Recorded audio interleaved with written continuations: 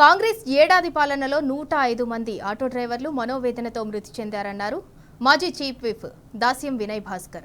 Auto రంగాన్ని నిర్వీర్యం చేసే కుట్ర ప్రభుత్వం చేస్తోందని నిప్పులు చెరిగారు. కాంగ్రెస్ పాలనలో ఆటో కార్మికుల జీవనోపాధి కరువైందని మండిపడ్డారు.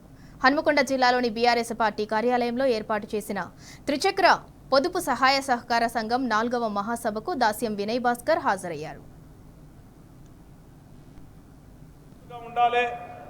ఒకరికొకరు అండగా ఉండాలనే ఆలోచనతోని ప్రత్యేకించి అసంఘటిత కార్మికుల ఐక్యత కోసము ప్రారంభించిందే ఈ త్రిచక్ర పరస్పర ఆటో కార్మిక సహకార సంఘం.